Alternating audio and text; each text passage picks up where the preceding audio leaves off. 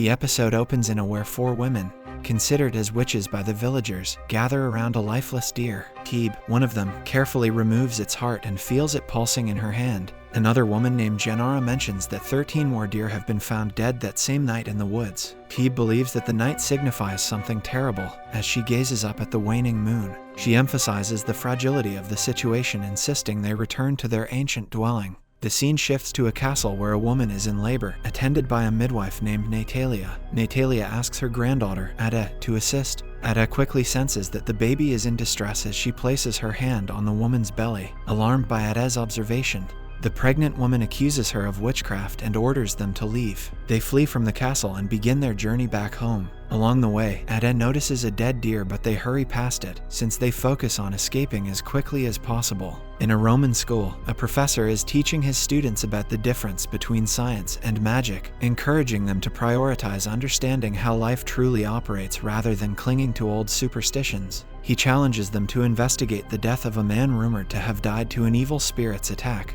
Pietro, one of his students, takes up the challenge and carefully examines the body. After thorough observation, he concludes that the cause of death was a disease known as syphilis. Impressed, the professor commends Pietro and stresses the importance of using scientific knowledge to combat beliefs in witchcraft. Meanwhile, Natalia and Ada return home to Valent, their sick family member. Valent is Natalia's grandson and Ada's younger brother. Natalia instructs Ada to give Valent medicine whenever he feels unwell. Confused, Ada wonders why she needs to learn this when Natalia is there to take care of them. She also shares her concerns with Natalia about their recent encounter at the castle. Natalia reassures Ada, explaining that some women possess ancient wisdom that men often fear. Natalia urges Ada to embrace her abilities, to prevent any potential harm rather than avoiding the powers. At the same time, a group of witch hunters known as the Benandanti, led by their leader, Sante, prepare to track down Natalia. They accuse her of being a witch responsible for the baby's death. Sensing their approach, Natalia swiftly grabs a book and uses her spell to bury it securely under the floorboards, tightly wrapped with roots. In this tense moment, she instructs Ada to observe and learn. Natalia then briefly explains to Ada the crucial role of certain kinds of women in bridging the gap between the living and the dead. She warns that if this balance is disturbed, the deceased could overrun the world and exert their influence by eliminating these women. Ada asks if these women are what others call witches, to which Natalia reluctantly agrees. Natalia then hands Ada a pendant and instructs her that if she doesn't return, Ada must venture into the woods to find a viper's nest where she will discover the lost cities. With this responsibility entrusted to Ada, Natalia goes outside and soon gets captured by the Benandanti. Meanwhile, Ada stays behind to comfort her younger brother Valent in their shelter. As Pietro studies in the library, his friend Sperto arrives to deliver terrible news, stating that Pietro's mother is critically ill. Sperto explains how a woman who tried to help her ended up making her condition worse. Upon hearing this, Pietro instructs Sperto to assure his mother that he will be back home shortly, and that they must find a solution to cure her illness without blaming any women for her illness. The following day, Ada goes to the villagers to get some food for Valent, but they avoid her, believing her to be a witch. Unable to get help, she decides to sell her basket at the market to buy food. While crossing the river, she encounters Pietro, who is returning home to see his sick mother. During their brief conversation, Pietro subtly expresses his fondness for her. Upon arriving home, Pietro surprises his sister, Caesarea, before going to visit his sick mother. After exchanging a few words with his mother, he gives her medicine. However, she reveals to him that his father believes a witch worsened her condition. Ada tries to sell her basket at the market for food, but people recognize her as the midwife's granddaughter and start throwing stones. Fortunately, Pietro witnesses the situation and steps in to help Ada escape from the crowd. She seeks refuge at the church, but the father closes the gate on her. Outside, she reads a notice announcing her grandmother's conviction for witchcraft and would be burned in front of the villagers the next day. She attempts to explain to the father about her grandmother's situation at the church gate, but no one listens. A young girl prevents Ada from banging on the church gate and urges her to return home. Ada rushes back and finds the same notice posted on her own gate. Inside, Valent also learns about their grandmother's fate. He pleads with Ada to speak up for their grandmother's innocence, but Ada, feeling powerless, rebukes Valent with refusal. Upon hearing the news, Pietro confronts his father, Sante, questioning his decision to condemn someone to death by burning. Sante defends his decision, accusing the woman of killing a baby and cursing their house. Pietro insists there must be a reasonable explanation for such tragic events. However, Sante dismisses Pietro's doubts, focusing on fighting what he sees as evil. During the night, Ade recalls how her mother left her alone in the house, instructing her that whoever enters with her younger brother must care for them. Her mother also stressed their inherent strength and how others seek to weaken them before departing, leaving Ade alone in the shelter. At the same time, Pietro sneaks away with Sperto to examine the deceased baby. He is relieved to discover that the baby died from suffocation due to the umbilical cord. The next day, Ade rushes to the church,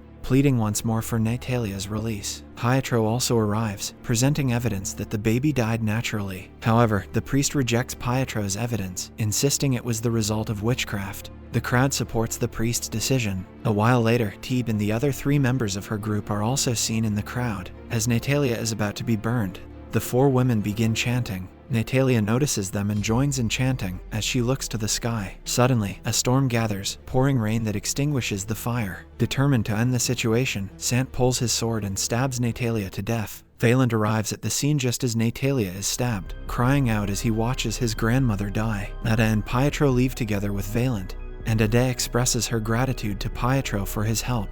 Before parting ways, Pietro asks Ade to meet him at the woods near the fountain, which he plans to paint as a symbol of his patience for her. Meanwhile, Sante reports all the church events to the palace. However, the woman who lost her child informs him that it was the young girl, not the elderly woman, who is responsible for the child's death. Eventually, Ade and Vaillant discover the viper's nest marked on a large rock. Using the pendant her grandmother gave her, Ade unlocks the mysterious stone door. They enter and arrive at an abandoned mansion where they are greeted by the 4 women from the beginning of the show. In the following scene, Thebe and Gennaro go to the communal grave to retrieve Natalia's body, which had been disposed of by the villagers. They bring her back to their ancient dwelling. Ade looks on in disbelief as she realizes that Natalia has transformed into her own mother, Antalya. Ade feels unsettled by recent events and her vision of her younger self playing on the ground. She confides in Thebe about dreaming of this place, but Thebe denies it and urges Ade to follow her to uncover the truth. Meanwhile, Caesarea and Sperto visit Ade's house under Sante's orders to search for a book. They thoroughly inspect everything they deem suspicious. Caesarea discovers a drawing made by Vaillant and attempts to burn it, but to their surprise, the paper doesn't catch fire. They decide to bring it to Sante's attention. Caesarea also locates the book hidden under the floorboards, but they are unable to remove it due to the spell cast by Natalia. Returning home with Vaillant's drawings and some bottles, they present them to Sante, recounting all they have found. However, Pietro arrives and disputes their claims, burning the drawings and analyzing the bottles as medicines they mistook for potions. He tries to persuade them that witchcraft is not real, but they remain unconvinced. Sante, accompanied by Caesarea and Sperto, then goes to Ade's house with the intention of retrieving the book. Back at the ancient dwelling, Thebe guides Ade to a hidden chamber where she begins recounting tales of the past. Inside the chamber, Thebe shows Ade a book adorned with intricate symbols. Thebe then delves into the history. Long ago, people lived harmoniously there, under the guidance of their teacher, Diotima. Antalya, Gennaro, and Thebe were particularly gifted and entrusted with the secrets of the Book of the Kingdoms. A boy named Marzio, desiring the same knowledge, was refused by Diotima due to mistrust. He later attacked Diotima with Thebe and Gennaro, claiming victimhood. Antalya let him escape, but he killed Diotima before fleeing. Antalya was then chosen to safeguard the book, leading to their separation and the sealing of the dwelling with a protective spell. Thebe reveals to Ade that she is now the chosen one and asks if Ade saw the soul of the baby departing its body. Reluctant to accept her destiny, Ade insists she is just an ordinary girl without any special abilities. Thebe encourages her, explaining that everyone possesses powers waiting to be discovered. To ease Ade's doubts, Thebe demonstrates her power by reviving a dead butterfly. Ade, feeling more at ease, discloses that the book is hidden in their house. Thebe stresses the urgency of retrieving it before others do. She goes to inform Gennaro while Ade and Persepolis clash over the pendant Natalia gave her to access the lost cities. Thebe intervenes, calming the situation and taking the pendant with her. The next day, Gennaro goes to Antalya's house to retrieve the book, but finds Sante and his men attempting to free it from the roots once more, so she returns empty-handed. Later that evening, Thebe discusses Ade's situation with Leptes, another member of their group. Ade tries to eavesdrop on their conversation from outside the room, but Persepolis pulls her away. They argue again until Ade declares she won't stay long and plans to escape through a secret route. Just then, Gennaro arrives and informs Thebe about Benandanti are guarding around Ade's shelter. Back in town, Sante discusses with the priest, who discloses that Eminence, the head of the church, is searching for the book. Sante requests money and horses from the priest, who agrees to relay the message to Eminence. Benandanti is then seen preparing to search for Ada. That night, as Pietro studies, he hears the sound of horses and rushes outside to investigate. He discovers a body wrapped in a sack, causing him to fear for Ada. Caesarea reassures him that the body is not Ada's, but she warns him that the villagers will capture Ada and execute her by burning before him having any chance to bid her. The next day, Ada and Persepolis form a stronger bond as they share their histories. Persepolis recounts how she and Sperto grew up together in an orphanage, and how Sperto was chosen to work as a tanner against his wishes. She reveals how her powers were discovered by the villagers,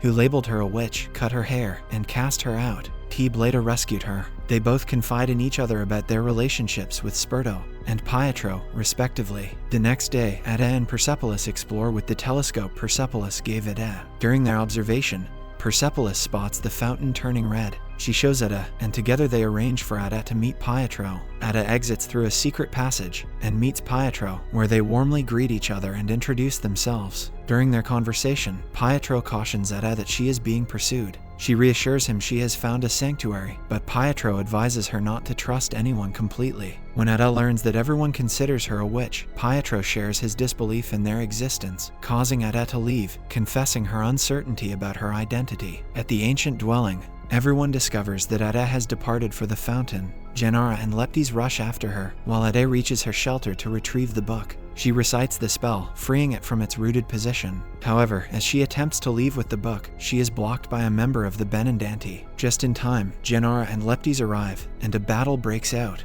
During the fight, Leptes reveals one of the Benandanti members, but stops when she recognizes it's Caesarea. Eventually, Leptes, Gennaro, and Ada leave the scene without the book, which Caesarea seizes and flees with. In the following scene, Caesarea returns with the book, planning to hand it over to her father and the priest. Pietro witnesses this and confronts his sister once more about her actions. She defends herself, claiming Ada is a witch whom he values more than his own family. Meanwhile, at the ancient dwelling, the women gather around Natalia's body to bid her farewell under the moonlight. Valent joins them and asks who the woman is. Ada takes him aside and reveals that she is their mother and grandmother. She recalls how she brought Valent to her. When Valent asks if the woman is truly dead now, Ada remains silent, leaving his question unanswered. The following day, Ada meets Pietro at the fountain once more, where he shares his plan to protect her from unfair accusation. He promises to calm his father, and they vow never to keep secrets from each other. On her way back to the dwelling, Ada hears distant cries for help but is unsure how to respond, so she hurries home.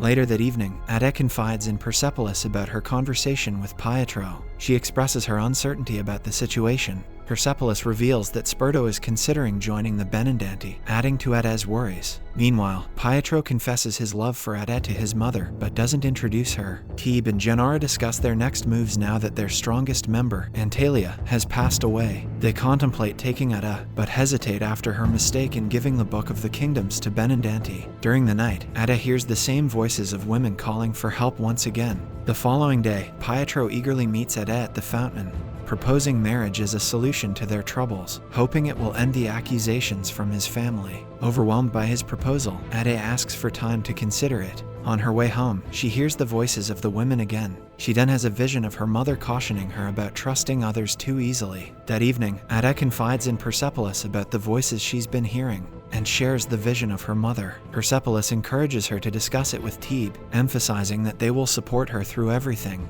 and she should trust in their guidance. Persepolis reassures Ada that she is not alone in her struggles. As Ada continues with her daily tasks, the persistent voices overwhelm her, causing her to collapse in distress, pleading for them to stop. Concerned, Gennaro and Tebe realize Ada's unique ability and explain that the voices are cries for help from other witches in danger. They swiftly mount their horses and rush to save the nearest one. Before departing with Gennaro and Tebe, Ada asks Persepolis to relay a message to Pietro stating that she cannot meet him now, but plans to see him later that night at their usual spot. Persepolis agrees, though Sperto is puzzled about whom Persepolis is referring to, but however he agrees to convey the message. Before parting ways, Sperto and Persepolis argue briefly about his intent to join the Benandanti. On the other side, Pietro waits patiently for Ada at the fountain, but she doesn't show up, causing him to eventually return home disappointed. He goes to check on his mother, where he encounters his father, and they argue heatedly about their conflicting beliefs regarding witches and evil. In the middle of night, Ada, Gennaro, and Tebe locate the witch desperately calling for aid.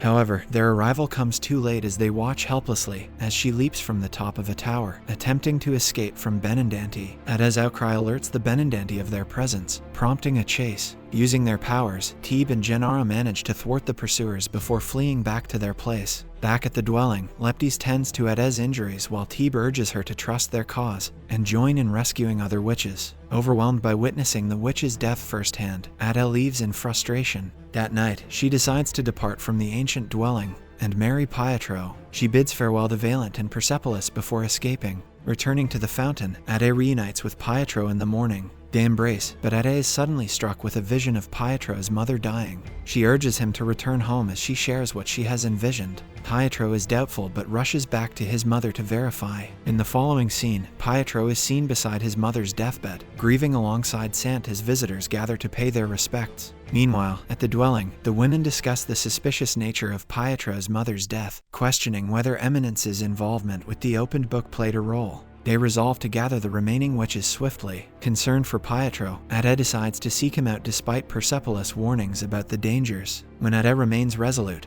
Persepolis chooses to accompany her. During a church ritual, the priest criticizes the crowd for prioritizing science over faith, sparking Pietro's anger, though he restrains himself with Caesaria's help. Later, alone in the graveyard after everyone has departed, Ada approaches Pietro. However, he chooses not to engage, struggling to make sense of his mother's unexpected demise despite believing the medicine was aiding her recovery. He bids Ada farewell, explaining he needs to be with his family at this difficult time. At the dwelling, everyone urges Ada to use her powers again to locate the other women. They gather around Ada, blindfold her, and recount their own experiences, helping Ada to focus and distinguish the voices she hears. Once Ada identifies the sources of the voices, she, Gennaro, and Tebe embark on a mission to rescue each woman, while the Benandanti prepare to hunt witches. The trio successfully rescues 2 women from separate locations and brings them back to the ancient dwelling. There, Gennaro, Leptis, and Persepolis tend to the women's wounds. Tebe and Gennaro then speak to them, assuring them that they are among peers who accept and support their powers. Encouraged, the newly rescued women begin to demonstrate their abilities in front of everyone, embracing their true selves without fear. In the evening, the Benandanti return with 3 captured women,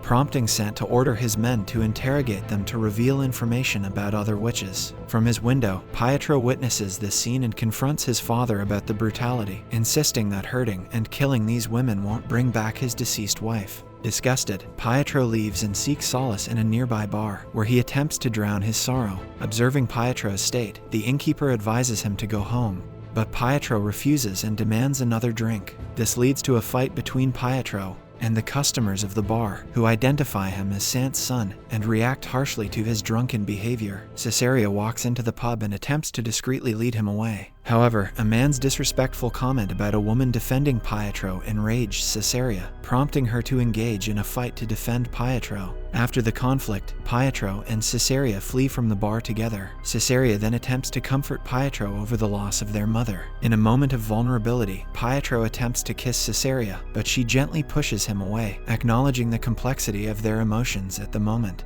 Meanwhile, Ada at the dwelling embraces her newfound power and confidently assures Tebe that she now understands her abilities and identity. Shortly after, Leptis informs Tebe that the Benandanti are indiscriminately arresting women, expressing her desire to rescue them as well. However, Tebe emphasizes the need to prioritize rescuing women like them first to ensure they have a chance to succeed. While they debate this, Ada hears another distressing voice and alerts Tebe. The trio swiftly departs the dwelling once more to rescue yet another woman in danger. At the same time, Caesaria informs Sante that the captured women have no information about other witches. They investigate a location where a woman was supposed to be executed, only to discover that the trio has already rescued her. Meanwhile, Leptis mentors Valent in archery, advising him to visualize his target as an enemy to improve his aim. Valent takes aim, envisioning Sante as he shoots accurately at the target. After Leptis leaves him to practice alone, Valent symbolically represents the Benandanti by tying ropes around the target and continues refining his skills. Later, Sante is called at the church, engaging in conversation with Eminence. He He hints that there is a way for Sante to reunite with his deceased wife, but it requires him to deliver Ada. Initially hesitant due to moral concerns, Sante expresses doubt about committing a mortal sin.